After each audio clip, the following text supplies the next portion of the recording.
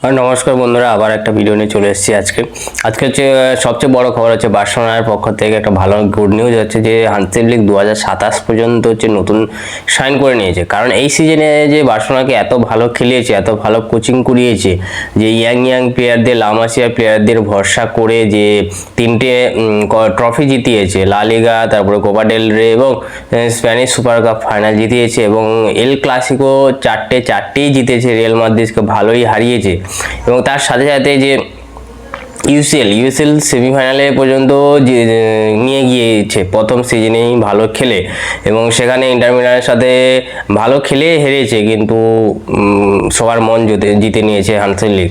সেখানে হচ্ছে German coach Hansi Flick হচ্ছে 2027 পর্যন্ত সাইন হয়ে গেছে এবং নেক্সট সিজনে দেখা যাক কি করতে পারে, বার্সেলোনাকে আরও কত দূর এগিয়ে নিয়ে যেতে পারে সেটা নজর থাকবে সবার। কিন্তু এই সিজনে হান্সি ফ্লিক যে মারাত্মক খেলিয়েছে, সব প্লেয়ারদের মধ্য থেকে বেস্ট বের করে নিয়ে এসছে।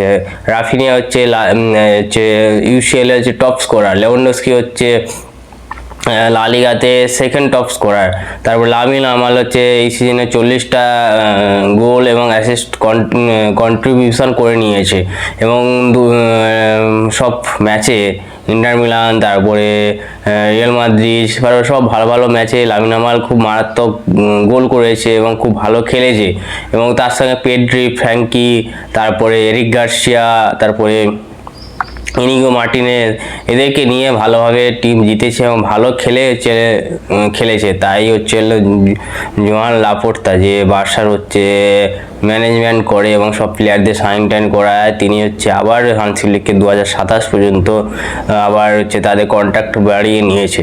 তো দেখা যাক বার্সেলোনা কি করতে পারে নেক্সট সিজনগুলো।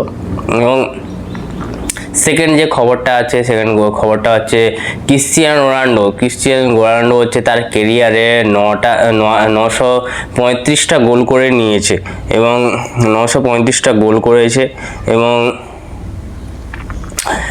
97 মিনিটে গোল করে 935টা গোল করেছে এবং আল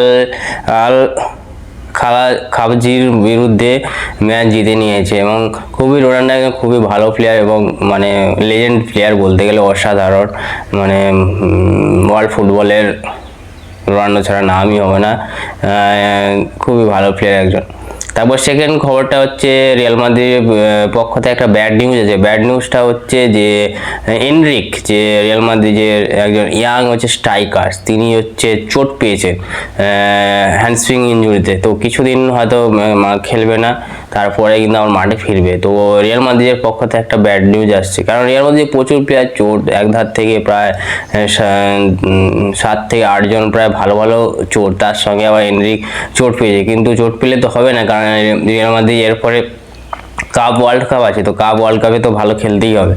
আর লাস্ট একটা খবর নিয়ে চলে এসেছি, সেই খবরটা হচ্ছে যে ইউরোপ ফাইনাল হয়েছিল ম্যানচেস্টার ইউনাইটেডের সঙ্গে টটেনহাম হটস্পারের যে ফাইনাল হয়েছিল, তো সেখানে হচ্ছে টটেনহাম হটস্পার 1-0 গোলে জয়লাভ করেছে। টটেনহাম হটস্পার একটা ভালো টিম, তো ট্রফি লেস ছিল টটেনহাম হটস্পার, কিন্তু এই ম্যাচটা ইউরোপ জিতে একটা ট্রফি পেয়েছে টটেনহাম হটস্পার।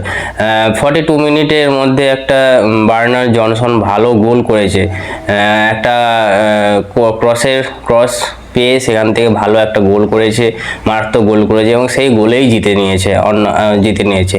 তো বলতে গেলে টটেনহাম হটস্পার একটা ভালো টিম, প্রিমিয়ার লিগ একটা ভালো টিম, কিন্তু কোনো সময় কোনো ট্রফি পায়। টটেনহাম হটস্পারে হচ্ছে হ্যারি কেন ছিল, তো ট্রফি না পাওয়ার পর যখন হ্যারি কেন হচ্ছে বায়ার্ন মিউনিখে চলে যায়, সেখানে বায়ার্ন মিউনিখের সাথে থেকে একটা ট্রফি জিতেছে হচ্ছে হ্যারি কেন একটু বড় মাপের প্লেয়ার, বড় ওয়ার্ল্ড ক্লাস প্লেয়ার হচ্ছে হ্যারি কেন, কিন্তু টটেনহাম হটস্পার থেমে থাকেনি।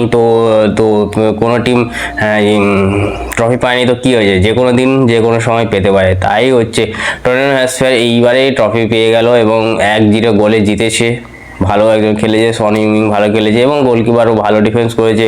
তারপরে ডিফেন্সে রোমেরো, যে আর্জেন্টিনার ডিফেন্ডার, সেও ভালো খেলেছে এবং ট্রফি জিতে নিয়েছে, ভালো খেলে ট্রফি জিতেছে। তো টটেনহাম হটস্পার ভালো খেলেছে এবং ম্যানচেস্টার ইউনাইটেড ভালো খেলেছে, অনেক ডিফেন্স করেছে, কিন্তু মিস করেছে কিছু।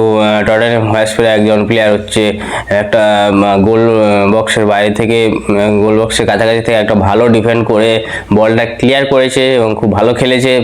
প্লেয়ারগুলো, এবং বলতে গেলে অসাধারণ। এই বলে আমার ভিডিওটা শেষ করছি। এই ওয়ার্ল্ড ফুটবলে এইসব নিউজগুলো ছিল, তো আপনাদের কাছে তুলে ধরলাম।